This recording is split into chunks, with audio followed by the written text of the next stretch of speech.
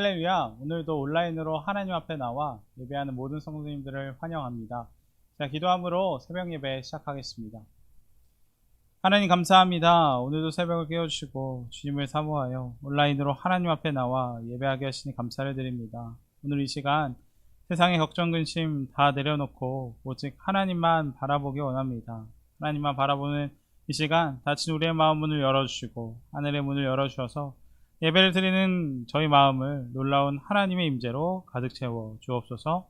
오늘도 주실 은혜 기대하오며 예수님의 이름으로 기도합니다. 아멘.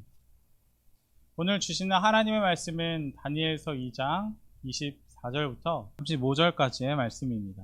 이에 다니엘은 왕이 바벨론 지혜자들을 죽이라 명령한 아리옥에게로 가서 그에게 이같이 이르되 바벨론 지혜자들을 죽이지 말고 나를 왕의 앞으로 인도하라. 그리하면 내가 그 해석을 왕께 알려드리리라 하니, 이에 아리옥이 다니엘을 데리고 급히 왕 앞에 들어가서 아뢰되 내가 사로잡혀온 유다 자손 중에서 한 사람을 찾아내었나이다. 그가 그 해석을 왕께 알려드리리이다 하니라. 왕이 대답하여 벨드사살이라 이름한 다니엘에게 이르되 내가 꾼 꿈과 그 해석을 내가 능히 내게 알게 하겠느냐 하니, 다니엘이 왕 앞에 대답하여 이르되 왕이 물으신 바 은밀한 것은 지혜자나 술객이나 박수나 점쟁이가 능히 왕께 보일 수 없으되 오직 은밀한 것을 나타내실 이는 하늘에 계신 하나님이시라.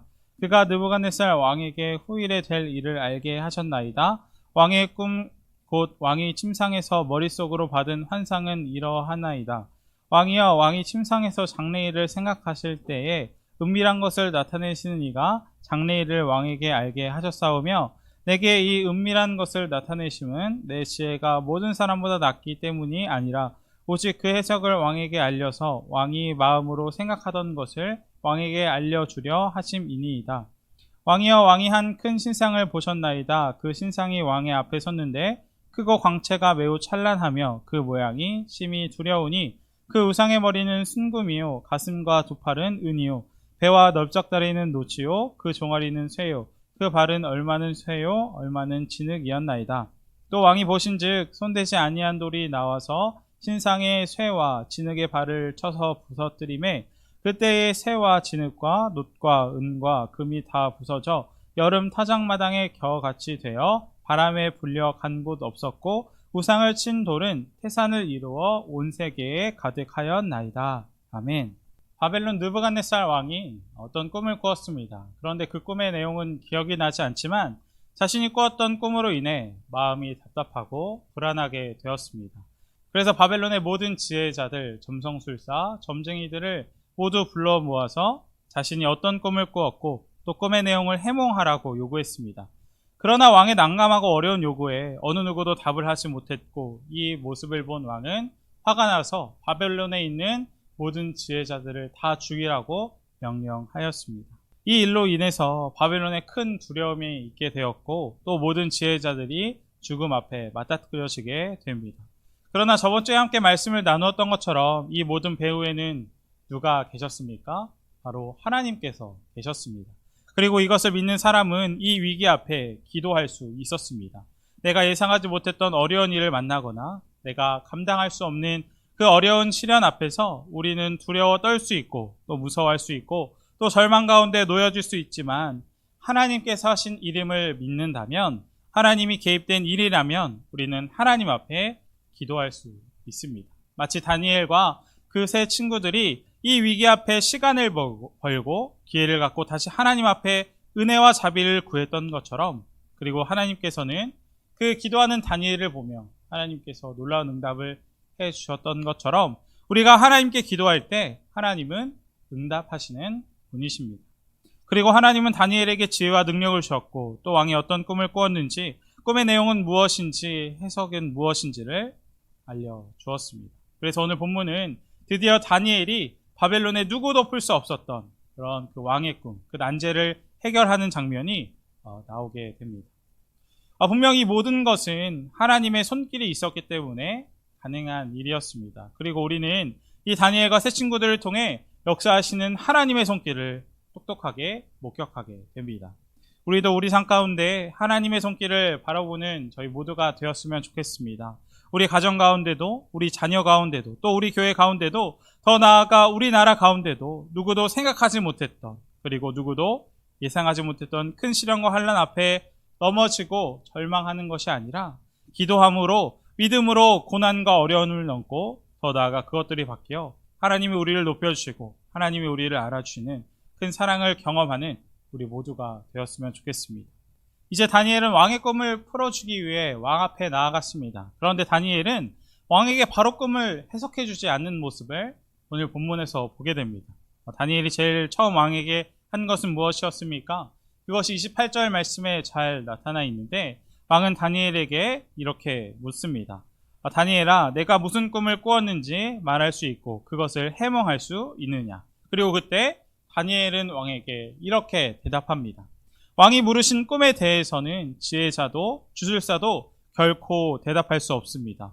오직 하늘에 계신 하나님만이 비밀을 드러내실 수 있는 분입니다.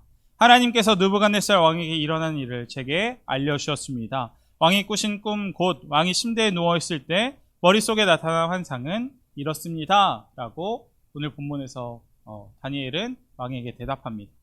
다니엘의 대답이 우리에게 큰 은혜가 됩니다. 너가 무슨 꿈을 꾸었는지 말하고 그것을 해몽할 수 있느냐라는 그 왕의 물음 앞에 다니엘은 자기가 할 수 있다고, 나의 힘과 능력으로 할 수 있다고 대답하지 않았습니다.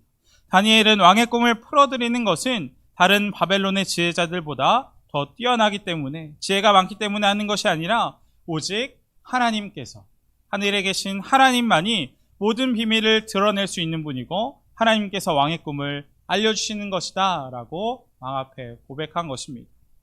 이 다니엘의 모습이 우리의 모습이 되었으면 좋겠습니다. 사실 다니엘은 1장에서 살펴보았듯이 아직 어린 소년이었습니다. 그런데 그가 바벨론의 왕, 바벨론의 신을 믿고 대제국을 다스리는 그 거대한 왕 앞에서 하나님의 주권에 대해 가장 먼저 이야기했던 것입니다. 사실 이것은 결코 쉽지 않았을 것입니다. 그러나 다니엘은 확실하게 하나님께서 하신 일을 알았고 자신이 믿고 확신하고 있는 것을 당당하게 느부갓네살 왕에게 이야기했습니다. 모든 것은 하나님께로부터 왔다는 것을 느부갓네살 왕에게 확실하게 알려준 것입니다. 성경을 보면 다니엘과 같이 왕의 꿈을 풀어주었던 사람이 있었습니다. 누구입니까? 바로 요셉입니다. 요셉의 삶 가운데는 수많은 모든 일들이 가득했습니다. 억울하게 누명도 씌워졌고 또 감옥에 갇히기까지 했습니다. 그러나 요셉은 바로의 꿈을 해석하기 위해 바로 앞에 섰을 때 바로에게 이렇게 고백했습니다. 오직 왕에게 편안한 대답을 주시는 분은 하나님입니다. 아멘. 하나님을 높이는 요셉의 모습이나 또 오늘 오직 하나님만이 비밀을 드러내시는 분이라고 고백하는 이 다니엘의 모습이나 이들은 자신의 모든 상황과 능력, 지혜가 누구로부터 왔는지 분별했던 사람들입니다. 그리고 그것을 아는 사람이 이 세상 가운데 가장 큰 지혜가 있는 사람일 것입니다.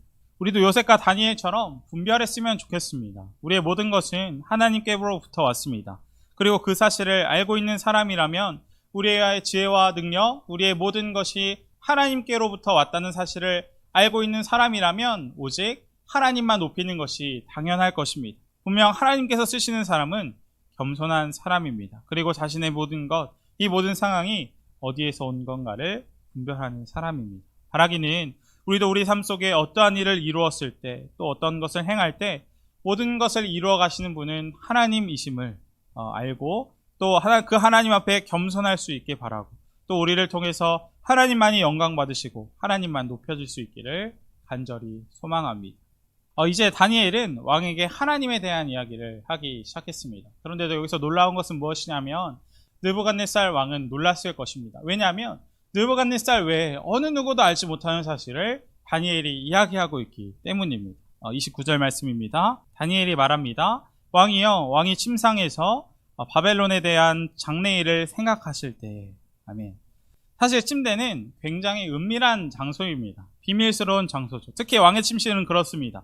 그런데 다니엘은 왕이 침상에서, 왕의 침실에서 무엇을 생각하고 무엇을 고민했는지를 미리 알고 있었다는 것입니다. 분명히 이것은 하나님께서 다니엘에게 알려주시는 것인데 이것을 볼 때 우리가 알 수 있는 것은 무엇입니까? 바로 하나님은 느부갓네살 왕이 침대에서 나라의 미래에 대해 고민하고 생각하고 있을 때 느부갓네살 왕에게 그 꿈을 주었다는 것입니다. 그리고 그 꿈은 어떤 꿈이었냐면 뒤에서 함께 살펴보겠지만 바벨론의 미래에 대한 꿈이었습니다.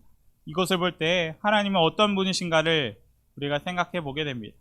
분명 하나님은 모든 것을 알고 계신 분입니다. 우리 인간의 마음속에 있는 생각과 미래도 아시는 분입니다. 아무리 비밀스러운 장소, 그 왕의 침실에 있던 바벨론의 왕, 그 왕의 생각 모든 것을 깨뜨려 보시는 분이 하나님이라는 것입니다. 비밀을 밝혀내신 하나님, 사람의 마음속의 생각을 아시는 하나님입니다. 하나님은 우리가 속일 수 있는 분이 아닙니다. 그렇기 때문에 우리가 하나님 앞에 경외감을 가져야 할 것입니다. 언제나 하나님 앞에 두려움과 떨림을 가지고 살아야 할 것입니다. 또한 우리의 모든 미래를 주관하시고 나의 모든 문제와 어려움을 지켜주신다는 신실한 하나님에 대한 우리의 믿음이 필요할 것입니다. 분명 하나님은 모든 것을 아시는 분입니다. 그렇기 때문에 하나님을 속일 수 없고 또 다시 한번 우리가 모든 것을 아시는 하나님 앞에 겸손히 나아가야 할 것입니다. 그러면서 이제 다니엘은 왕이 꾼 꿈에 대해 이야기합니다. 굉장히 놀라운 일입니다. 왕의 꿈의 내용을 말해주지도 않았는데 꿈의 내용을 말한다는 것, 분명 이것은 하나님께서 하시는 일입니다. 이렇게 하나님이 하시는 일은 우리의 인간의 이성이나 경험을 뛰어넘어 초월하여 역사하시는 분이신데 그 왕의 꿈은 다음과 같았습니다. 왕이 한 꿈을 꾸었는데 그 꿈에서는 크고 무시무시하게 생긴 신상이 있었습니다. 그 신상은 인간의 모습을 하고 있었던 신상인데 보니까 머리는 순금으로 만들어져 있었고 가슴과 팔은 은으로, 배와 허벅지는 청동으로, 종아리는 새로 바른 진흙과 쇠가 섞여져 있었습니다. 머리로부터 내려갈수록 가치가 떨어지는 재료로 만들어져 있던 신상이었습니다. 우리 사진 보겠습니다. 이 사진이 왕의 꿈에 나와 있는 신상의 모습을 그린 그림인데 중요한 것은 무엇이냐면 34절의 말씀입니다. 왕께서 보고 계실 때 아무도 손대지 않았는데 돌 하나가 날라오더니 쇠와 진흙으로 된 신상에 발을 쳐서 부숴버렸습니다. 아멘. 왕이 그 커다란 신상을 보고 있었는데 그것을 보고 있을 때 갑자기 아무도 손대지 않은 돌 하나가 날라와서 손대지 않은 어떤 돌, 이 뜨인 돌이 날아와서 이 쇠와 진흙으로 된 신상에 발을 치니까 결국 쇠, 진흙, 구리, 은금으로 된 이 신상이 산산조각 나는 그런 꿈을 꾸게 되었다는 것입니다. 그리고 그 아무도 손대지 아니했던 그 돌은 큰 산이 되어서 온 땅에 가득 차게 되었던 것이 바로 왕의 꿈, 왕이 꾸었던 꿈이었습니다. 이 꿈의 자세한 해석은 다음 주에 더 자세하게 나누게 될 텐데 이 느부갓네살 왕의 꿈은 무엇이었냐면 느부갓네살 왕이 앞으로 이 나라가 어떻게 될 것인가 라는 마음속에 고민과 생각을 가지고 있을 때 하나님께서 알려주신 내용이었다는 것입니다. 먼저 신상은 무엇을 의미하냐면 제국들을 의미합니다. 그리고 금, 은, 구리, 진흙, 쇠, 신상의 각 부분들은 바벨론, 페르시아, 헬라 제국, 로마 제국들을 의미한다고 해석되어집니다. 그런데 사람이 쌓아놓은 엄청나게 큰 신상조차도 금으로 되어 있든 은으로 되어 있든 청동으로 되어 있든 사람이 쌓아놓은 모든 것은 어떻게 됩니까? 뜨인 돌로 인해 한순간에 산산조각 난다는 것입니다. 다시 말하면 바벨론 제국, 강대국이었던 아수르를 무너뜨리고 세상에 무서울 것 하나 없고 대적할 나라 없었던 그 바벨론 제국조차도 결국은 어떻게 된다는 것입니까? 무너진다는 것을 하나님께서 느부갓네살 왕에게 이야기해 주시는 것입니다. 그리고 이것은 바벨론뿐만 아니라 바벨론 이후에 세워질 다른 나라들도 마찬가지입니다. 모든 사람이 세운 것들은 언젠간 무너져 여름 타작마당에 날리는 겨와 같이 바람에 날려 흔적도 없이 찾아볼 수 없게 된다는 것입니다. 그러나 오직 아무도 손대지 아니한 돌, 하나님께서 세우시는 나라만이 온 땅에 가득 차게 된다는 것이 이 왕의 꿈인 것입니다.